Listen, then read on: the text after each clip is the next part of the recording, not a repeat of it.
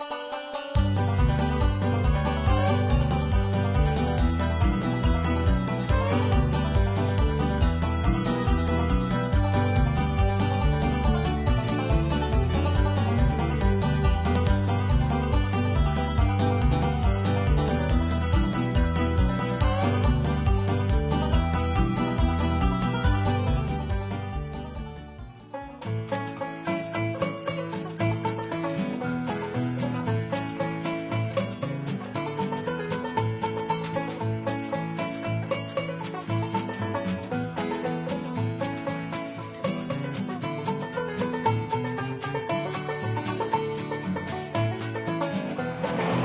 today it is still July, still a hot day, and we went up the river.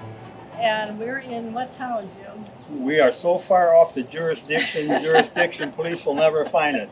We missed La Crosse County, we missed Trempealeau County, Yeah. we missed Buffalo County. We're in Pepin County, That's right. little town of Pepin. And most people around here can associate Pepin with a lady that was, meant a lot to a lot of people, and that is Laura Ingalls Wilder. And you remember the Laura Ingalls Wilder books. I remember the first one was about the little house in the big woods. That was written Yeah. about here in Pepin. Now the Ingalls family, most people know about. It was Charles and his wife Caroline, and then they had the daughters Mary, Laura, Carrie, and Grace. Those are books that have been immensely popular, and I remember the first one was the book about the little house in the big woods. I remember my third grade teacher, Mrs. Thies, read that to us, and it was just fascinating. I just love those books. I've read them many times, and I always kind of personally identified with Laura because she was short and she had dark hair, and she wasn't always perfectly behaved. So yeah. And she started writing when she was 65 years old. Yeah, and But very it was talented. right after the 1929 Depression. So she and her husband had lost some financial Yeah, they had strifes a hard at that time. I mean, the Ingalls family in general had poor luck, let's say. Yeah. Their whole life, all the pioneers struggled, but I said they seem to have wandering feet a little bit, Yeah. and that's probably why. Laura married Almanzo Wilder. They didn't have real good luck either. No, with a same lot thing. of I said they things. lost Yeah. a child. I said Yep. Laura did lose a brother, little Freddie. Right. Years back, the medical staff wasn't as good as it is. There was no No. medicine per se run down to the local doctor because there was none. Right. So I said, you got different diseases. Laura's sister went blind, Right. different diseases and things. So it's an interesting story, but we came here to Pepin. We're going to look at a museum, and it's one of the Yeah. museums. There seems to be, wherever the Ingalls popped up, there seems to be now a museum or some kind of memorabilia, because she is a famous author and she's been local and well liked. I mean, like we said, the kids learned about them in school and the books are still well read. Yes, there's no way we can show you everything because I said it's a large place for us to go through to read everything and document everything. That's your job. Our job is just to encourage you to come by and check. Western Wisconsin has a lot of sites, a lot of things to visit and look at. This is not too far out of the way. Fact is, on the way back, we're even going to stop in Nelson to get an ice cream cone. Yeah, so if no other reason to come up here, It's so worth the you trip. can stop at Nelson. Okay. So we got all kinds of books, Here are some of the books, too. and I here said. are some of the original series. Starting out with the Little House in the Big Woods. If a person reads them once, I guess you can start over because I said they are interesting, and it depicts the early pioneer days and the struggles they had season to season as they grew, as she grew and traveled. And a lot of them were done by memory because I said she did not have a diary per se right No, along. Her no. daughter Rose did keep a diary, Yeah. though. And these books, they are fiction, but they're based on true fact, yes. on the true There's a fact combination her of people. life. When we watch on TV with Michael Landon, and you watch The Little House on the Prairie. Which was filmed in California, I think. When you look on there, you get Nellie Olson, and Nellie Olson is a combination of like 3 different characters Yeah. put into one, you know. So, but it is an interesting history, I said, and the lady could write. She was a teacher at the age of 15. Right. Very young. Yeah. And then after she got married, well, in old times, they wouldn't let a teacher be married. No, that I'm not was- sure why the Well, reasoning. I think but- the reason was they thought that if the teachers were married and working, they were taking a man's job. Taking a job away from a man. Anything is possible. But anyhow, I said she started teaching at the age of 15 before she even graduated. A lot of her education was from homeschooling because of the fact that they moved. Yeah. I mean, they were in Wisconsin, they were in Kansas, they were in Iowa, they were in Missouri, in South Dakota, in Minnesota, and back and forth. We bumped into Charles Ingalls when we were doing the Casper Wild airplane crash. Oh, that's right. Remember? Yeah. Casper Wild went down to Kansas and he was asking settlers to move out because they had moved on to Indian territory that had not been released yet by the government. Charles Ingalls was one of those people. That's right. I forgot And when they about moved that. out west, when they went out to South Dakota, it was in the winter of 1880, 1881. The Long Winter was the book she wrote. We kind of touched on that when we did Lytle's Landing. Yeah. John Lytle went out in the 1800s, 1880s. And I think he was in that same area And you betcha, as the he was Ingalls. up the creek without a paddle also. Yeah. But here we have all kinds of different tools here for making cabins and the different work that they had. You remember I said there was no ready-made lumber yard around here. Everybody had to make it do what you had. You had to split your own joints, make your own wood corners and stuff. There were a lack of nails even. So it was wooden joints were made. And look at this chair. Now, that's all made with what? Like a... It's all made with willow strips or a of like wicker, I a guess, willow, huh? maybe. Yeah. Huh. But then... And these are the relation here, the Ingalls and Langford. This is some of Caroline and Charles' relation in here. When Charles came up here in 1863, he and Caroline, they bought 180 acres on half with Henry, Caroline's brother. And Charles had the south 80 and Henry had the north 80. They paid, I believe it was $330 or something like that for 160 acres. And here they've got The family lineage. family genealogy. Now, there was an Ingalls in Whitehall at about the same time. And they've never been able to figure out if he was matched up with these Ingalls. It's a possibility that he was. Well, even when you go back in the records, it says one place I looked says Charles was the third oldest child out of 10, and the next place it said he was the third oldest out of 9. Well, So you don't know. One place it says that his daughter, I believe, was it Grace, had 2 children, and another place that said they had none. So document. How many times have you said that? They have to document this stuff. Oh, this is supposed to be Jack the Bulldog. He was the dog that followed them out west. And I think every one of Laura's museums has got a fiddle in it. Yeah. Well, there's one in Minnesota. We were over at that one here a few years ago. I says there's a fiddle and a lot of the memorabilia from the Little House on the Prairie TV series. Mr. Edwards' uniform is out there and everything. A fiddle out there that Michael Landon had played, and other things like that. But like I said, they try to represent as much of the historic value as you can. Because I says, during this time, everything was poor. You didn't have a lot. No. All the ladies could sew. Laura, her sisters, and I said, their mother, excellent sewers. And I said they were teachers. Almost every one of them came into some kind of a teaching career, whether it's musical or, academic. And you had to be able to sew your own clothes. You couldn't. Because there was no place to get store-made That's clothes. right. You just didn't go and buy them off the rack. It carried on even in the 30s. Yeah. Because even the flour bag companies, the sacks for the flour, they started making them more calico materials because ladies were taking and making dresses out of them. So this thing is a stuffed bear, I guess, huh? And he does make noise sometimes, but I don't think he's turned on right now. We're not going to argue with him.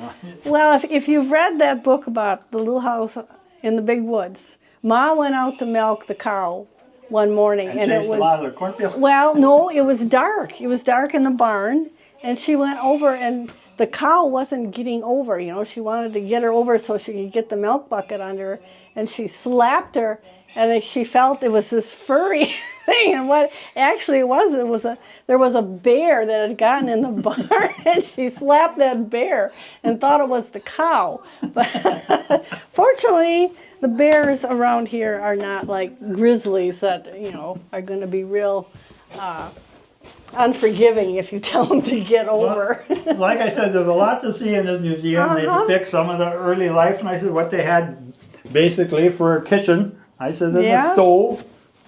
That's a pretty fancy stove. They didn't have anything like that. No, that looks pretty modern to me. Yeah. This is maybe more up their alley over here.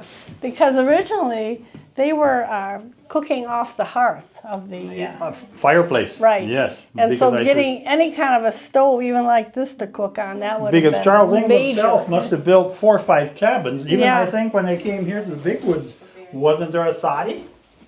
They moved in the soddy up there? No, that was over in Minnesota. I think, that was they right. bought that from Hanson. That was across in Minnesota. I'll take that back. Yeah. Over here there was nothing. There wasn't even a lot of timber.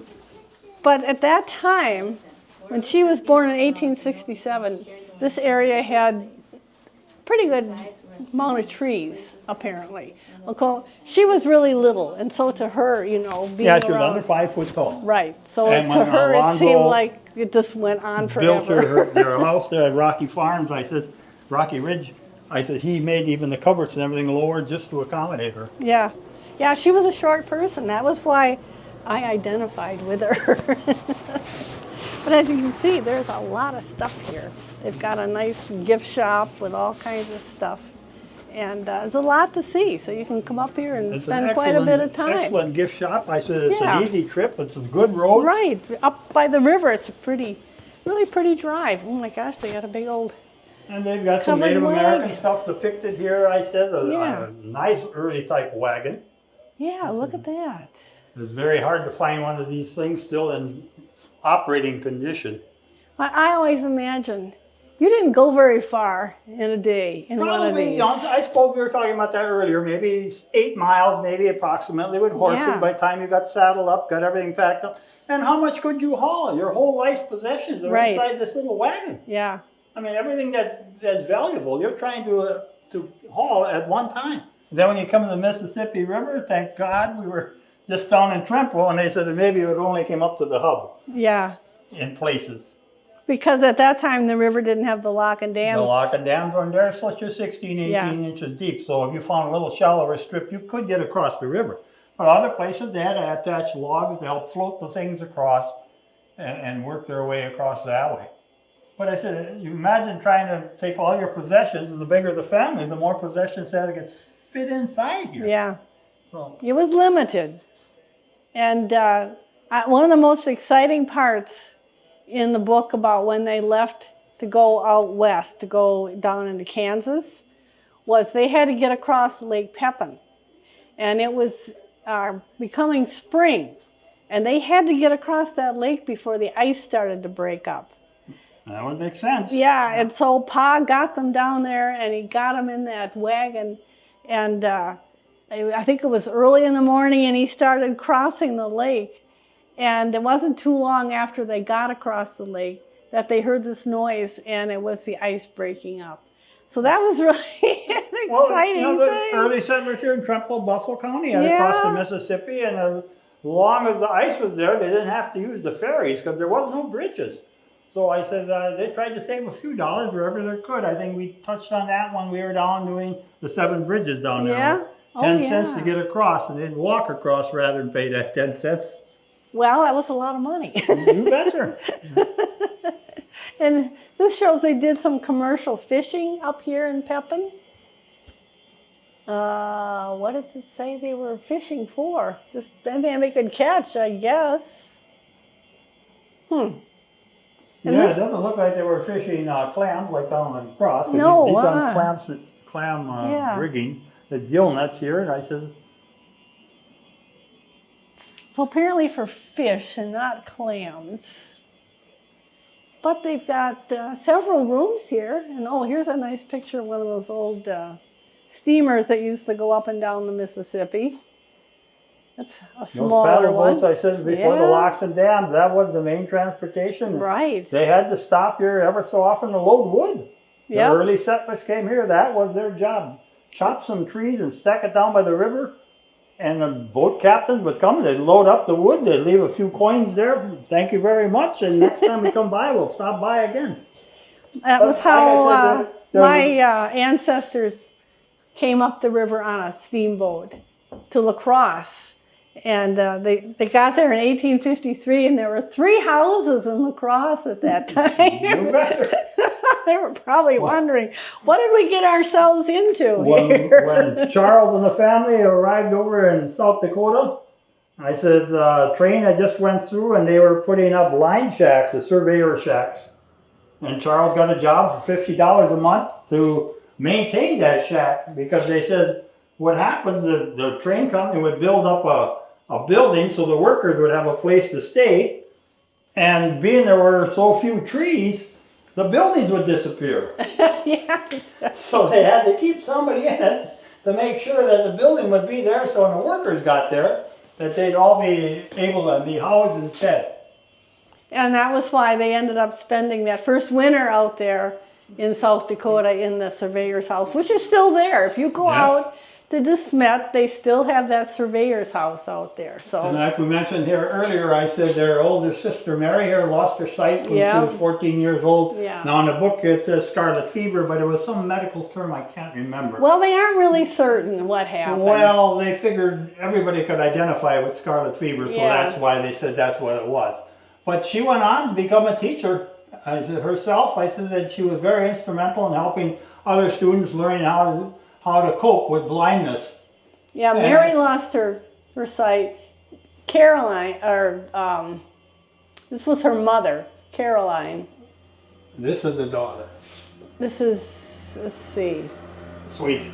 Oh, okay. I'm fixed up here. I said she also was a freelance photographer. She did a little bit paperwork herself. Yeah. And just about every one of the girls, I said, see, she ran the paper. Right, she was Just about every one of the girls kind of did something for the paper. Right. Laura herself did kind of like a Dear Abby column.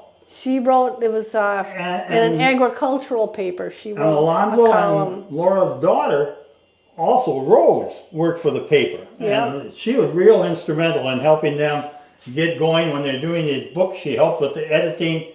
And they said you'll see in the manuscripts a lot of time where she had a few notes in the margins and stuff telling them how to get things going and change stuff so it sounded a little bit better. And like I said, they had a younger brother, I said Charles Frederick, and young Freddie, I said he died when he was only about 9 months old. Right, in Minnesota. Well, she was only living here in Pepin for a couple of years before they went out to Kansas, as I recall. Yeah. But overall, I think he lived in Wisconsin roughly 18 years. Because they were down south first, and then they came up here, and then they left to Kansas, and they came back up here. Right, they came back. Then they went to Walnut Grove, and then to South Dakota. And then they went out to De Smet. He moved a lot. Yeah. That's what my mother said. Oh, old Charles had itchy feet. He was always picking up and moving somewhere else. And finally, when they got out to South Dakota, the wife, Caroline. Well, ended up Charles died in 1902. Yeah, she kind of put down her foot and said, we're staying here because I want the girls to go to school. He died in 1902, and he was everything from a poet to an engineer to a farmer to a carpenter. He was a railroad worker. A musician. He played the fiddle. He was instrumental in building the first church in Sedmon, in South Dakota there, and can't think of the name of the town right now. De Smet? Yes. Yeah. De Smet, South Dakota. Yeah. And I guess if you go out there now, they've got... The church is still there, yes. They've got the town Just is about all... every one of these towns, the people have set up some type of little bit of a museum. So it's really an interesting family to follow. It's interesting books to work with. Yeah, they're great books. If you haven't read them, here in western Wisconsin, we have all kinds of historical societies and different museums. just to put a Sunday afternoon aside and go over and visit some of these places, get out and see what's out there to be enjoyed by the families. And there's plenty of places here to eat, and you can good have a whole parking. day. Make a whole day up here. It's a beautiful, really interesting museum. They've got a lot to see here. The Little House Cookbook. As I remember, they didn't eat like too high up the hog, I don't think. Wasn't no hams involved. To see what some of those recipes are, huh? Bread making. Oh, it doesn't really have a recipe. Oh, yeah, they maybe. do. It's fried potatoes. Well, that shouldn't be just that hard. I don't think their cooking was really elaborate 10 anyway. medium potato salt, dipped in salt pork. And Pretty simple. Now, you also have Laura Days, or right? Yes, And when is that? it's the second full weekend in September. Oh, okay. Well, it's still coming up, so we get a chance we can come back again. Yeah. And do you get a lot of people for that festival? Oh, yes, Yeah. we do. I bet that's really popular. Yes. Okay. And But it's a is real really- interesting museum. Yeah, It's it got is. more information than we can cram in a few minutes to work. Yeah. And we're encouraging people to come out and come up here and look at And an things. excellent gift shop. Yeah. I said, there's All things kinds here of I said the things. person wouldn't imagine. Okay, thank you very much, Penny. Thank you. Thank you. Well, I suppose now we should Let's head think up to about the cabin. heading- and do you know see- how to get there? Well, you drive up the road and Oh. turn the corner and it should be And we're there. there. Now, this is important that this is a replica of the cabin. It's not the cabin. Yes, No, because no. I said that's already 100 and some years ago. Yeah, I said that's it's- probably long gone.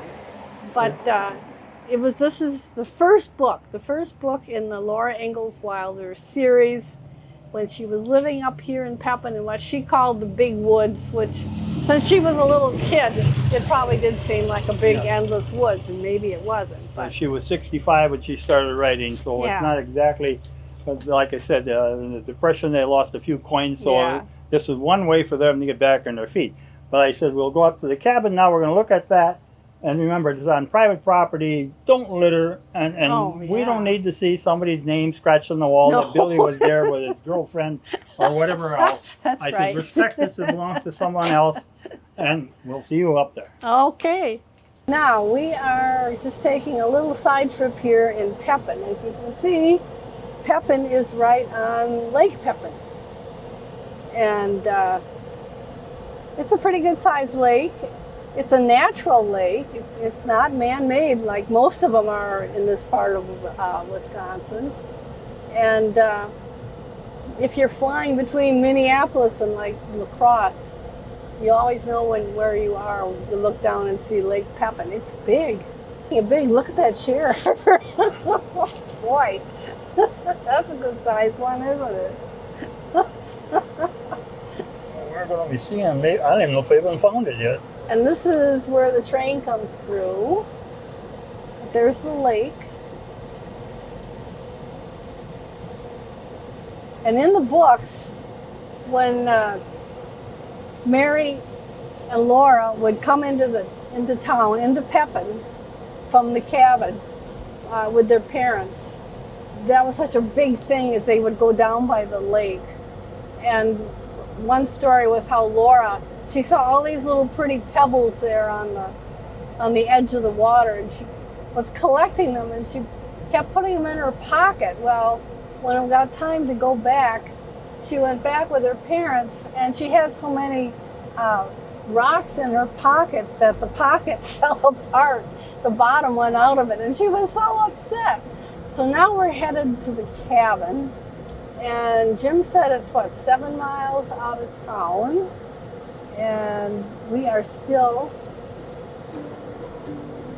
We're going to zoom up that way and find it. And we're not going to swear that's 7 miles, but it's out of town. Okay, and it's off to the right up here, I believe. Yeah, we well, have it has to be. If it went to the left, we'd wind up in the lake, right? So you got that right. Yeah, That- so. we know that's not 7 miles. Okay.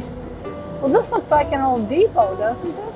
It certainly does. It's a But that's train a long depot, way. Railroad Express Agency. See that? There's another big chair. Look at those things. There are some big people in this town, so try not to make anybody irritated.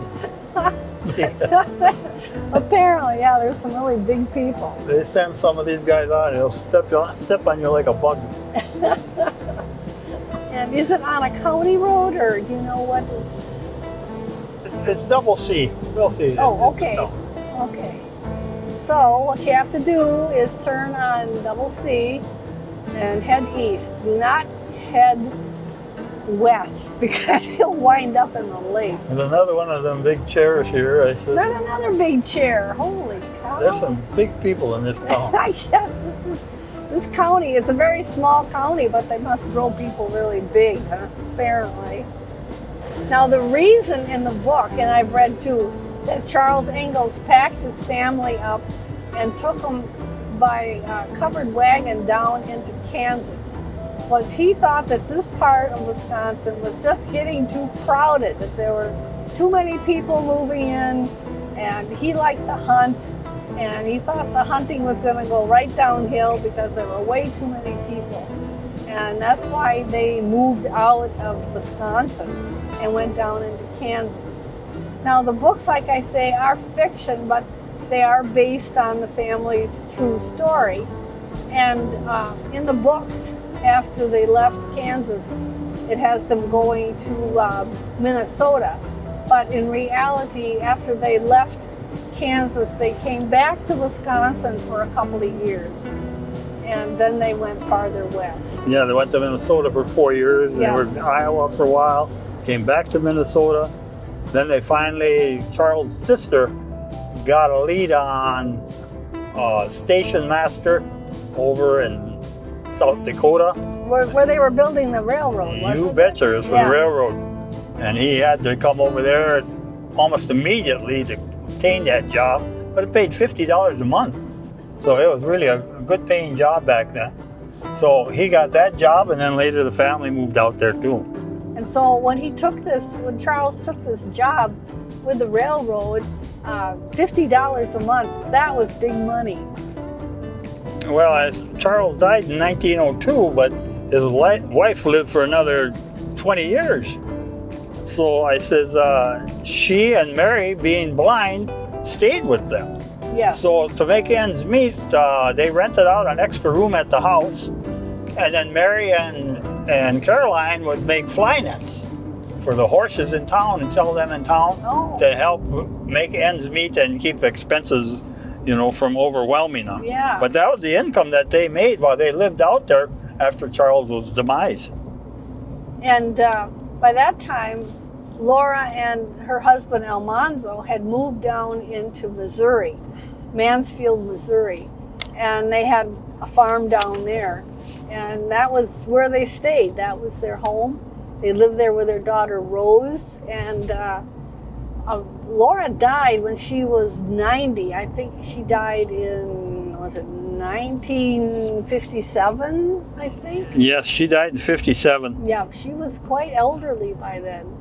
But she became, world famous. Well, she was a good 10 years younger than Alonzo. Right, yeah. Alonzo When she was older. teaching at the age of 15, by the time she got 18, she had to quit because she was married now.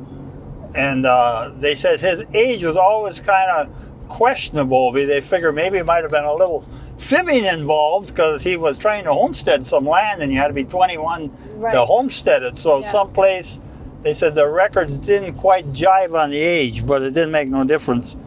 They got along well, and they lost one son in 1889.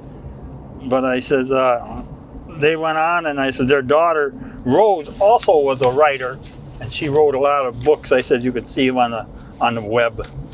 And one book in particular that I highly recommend that Rose wrote is called Free Land.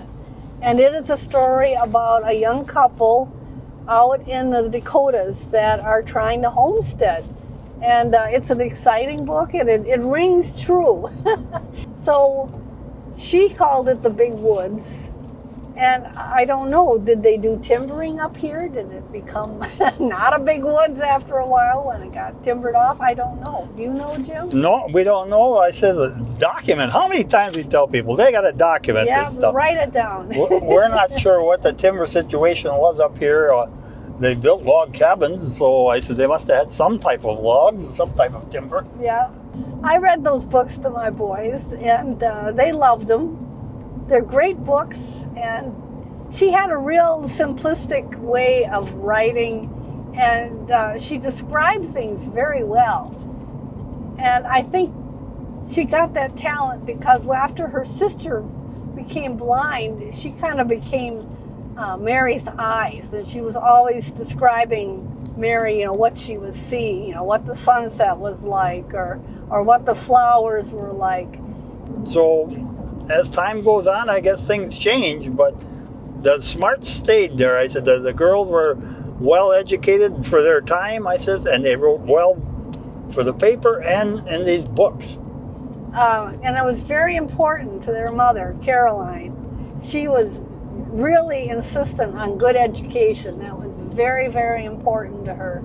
And so after, oh dear, I guess I'm going flying by here. All right, I'm going to have to turn around and come back. We're showing it's such a surprise when you get there. See, you got to turn around just before the church. Okay, I can see the church. So. Yeah.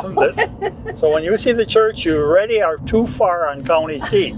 You turn around. That was real smart of you to show the church so that way people recognize, we missed it.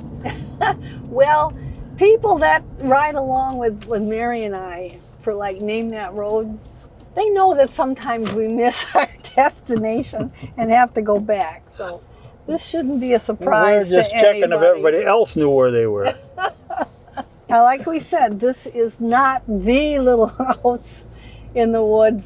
But it is the location. Replica. Yeah, it is the location of where the house was. But it is a replica. And like I said, there was 80 acres that he had bought with his brother-in-law.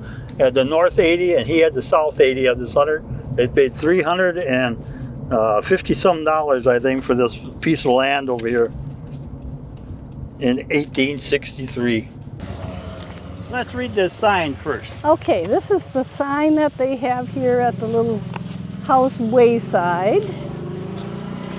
And it starts out with the first sentence in that little house book about once upon a time, a little girl lived in the big woods of Wisconsin in a little gray house made of logs. So this is the site where the Ingalls lived, but it's not the real cabin. Yeah, it's been rebuilt. Yeah. It says Laura was born here February 7th, 1867. Late in 1868 or in the spring of 1869, the Ingalls family left Wisconsin and traveled by covered wagon to Kansas. They found Kansas to be Indian country. So shortly after, Prairie was born in August of 1870. Charles Ingalls brought his family back to the little house here in Pepin. In 1871, Mary and Laura enrolled in the Berry Corner School near here. They sold this farm in 1873 and moved to Minnesota. Laura Ingalls Wilder is loved both for her delightful writing style and for her good homespun philosophy. Reflecting on her rugged frontier youth, she says, "It has been many years since I beat eggs with a fork or cleaned a kerosene lamp. Many things have changed since then, but the truth we learned from our parents and the principles they taught us are always true. They can never be changed." And that was the thing that made her books so much fun, even as a real young kid reading them, is she would describe how things were made and how they were done.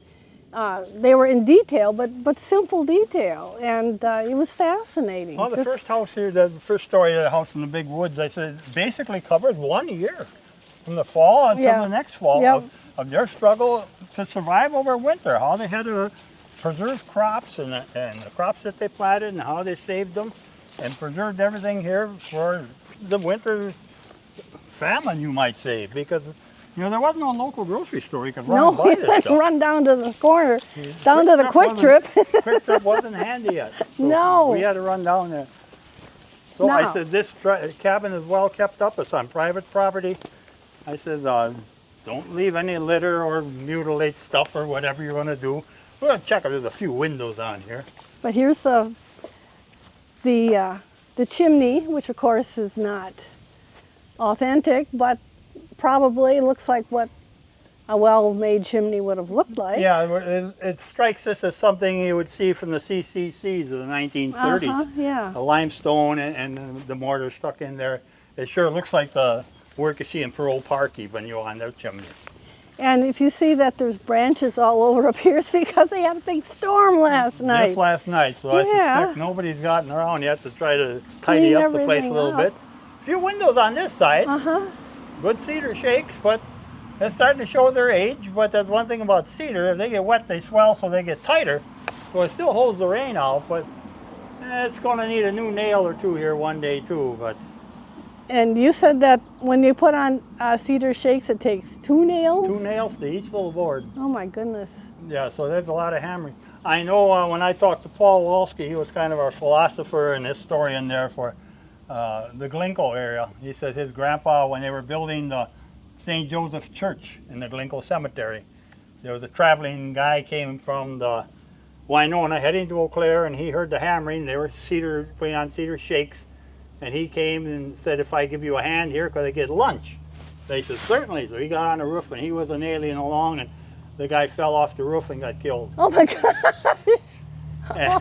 Oh, that's terrible. Old Ed McQueenie said, "Well, I have a family plot. We'll bury him in there," but nobody knew his name. So McQueenie had 8 plots, and one of them belongs to a stranger that got killed building the church. So he's not the first person that got killed building the church. Well, let's go inside and We know see. when we did the North Creek video there on the churches, I said Sabota himself got killed there. He donated the land for the church, and then hauling lumber, he got killed.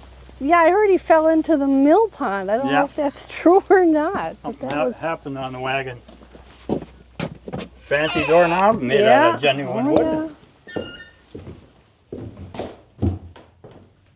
So. Well, there are a few windows in this cabin, not a lot, but there are a few. And in the books that Laura Ingalls. Pardon? Perfect place to hang old Betsy here. Right? Yeah, put the rifle up there, and in the books it talks about when they built their house out in Kansas. I think they only had 1 window or something, but well, you would think glass would be a hard thing to come by. It was pretty hard to come by. And not an easy commodity to make yourself, so you had to go and buy a piece. There's a lot of memorabilia here and different flyers and statistics and stuff here posted on a bulletin board. You have time to read it. And Talks about the museum which we were here earlier today. now it has a loft, which is where a lot of people slept. There wasn't a lot of room in these houses, so a lot of times people slept up in the loft. In the loft, or just a good storage area. Yeah. You needed the extra storage. And there should have been a pull-down ladder or some kind of a small little ladder to jump up and down there. But the pantry room here probably, that's fair size. It's 6 by maybe 8. Maybe that's a lot of pantry, I guess, when you stop and think of it. You put a few shelves in here and canned goods. Cozy. It was cozy. Yeah, there was no freezer, so it had to be canned, or you didn't have it. Bedroom all set up here and sleep tight, and bed bugs don't bite. They didn't have a mattress. They just had ropes. Well, they did. Usually the mattress was stuffed with hay or straw or something like that. But I mean, a box spring. I guess that's what I mean. Yeah. And see, there's a smaller bed underneath, so you pull one bed out of the way. So Sure. Mary and Laura on one, Ma and Pa on the other. Yeah. And it worked. And a poor bumblebee stuck in the building here. It was cozy. And as I was saying, they said that these log homes, the wood really was pretty good insulation. But like you said, it was important that they fit well or were cheap. The logs had to fit well. I think. Yeah. Most of the trees here were fairly young, right after the Ice Age. And so there wasn't a whole lot of really big timber. Judging by the knots on these are all pine.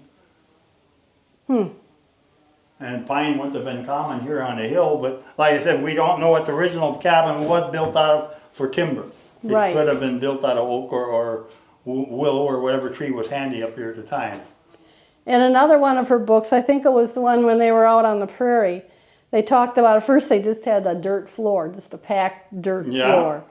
And at some point then Pa was able, it was like he split logs in half. and he put them down, with the round side down and the flat side up, and that made their floor. So. Well, like I said, everything they did, had to be done by hand. There was no power tools, electricity wasn't out the 1930s. This was 90 years before a man even named Edison even started walking around. That's right. To invent some of this stuff. So Laura's story really is one of kind of... Look at the fancy technology on this. Oh, that where they pull that through? You pull this and it lifts the lock. So. Ah, yeah, here's the lock on this side. Huh. Quite a system. Yeah, it was. Huh. Well, like Penny told us, she says on weekends they do have some people come out and help explain to the passerbys how they got by in these little cabins. And it's no doubt, I said, you had this and the one bottom walking floor. When you came home, you didn't care how big the building was. You took a nap and you took one fast. These people put in long, hard days. Oh, yes. And I don't think you burnt a lot of candles either due to the fact that you had to buy them. Yeah, that's right. You could make some candles, but I mean, like kerosene, you wouldn't have bought a lot of it. Nope. And it was all expense. In the books, they did make candles until they got, had more money, and then they were out there in the Dakotas, and then they had kerosene lamps and things. And every town had 3-4 blacksmiths. Yeah, well, you had because to. You had to. I said they had to forge stuff. I need a piece like this and like that, and that guy'd make it for you. Yeah. But there was a little expense involved. And then, there's a death in the family, there was more expense.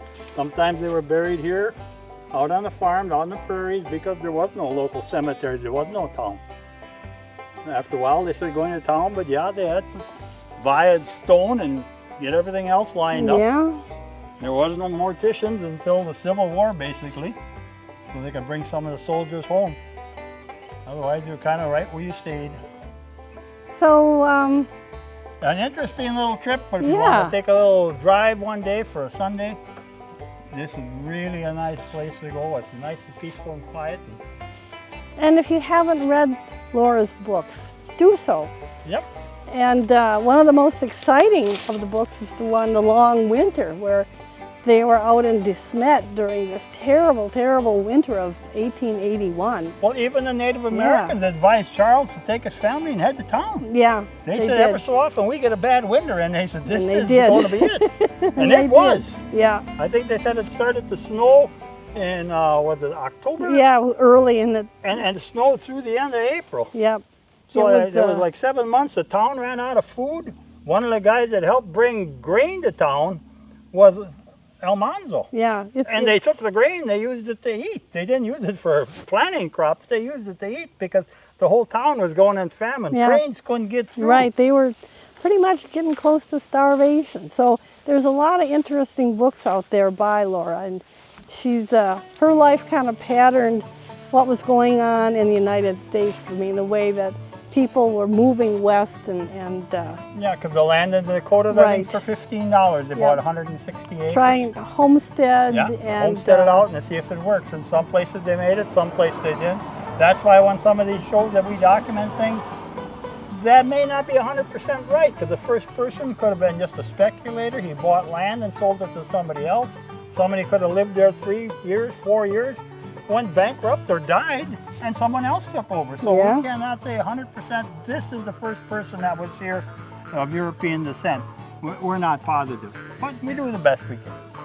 And Laura always stressed in her books the importance of being self-sufficient, of doing your own work and not relying on other people unless you had to. She was really into that. So how many people still know how to bake bread? Well, that's Not true. many. I said we're kind of the last generation of this at-home stuff. You know, I guess convenience so. is even getting to us already.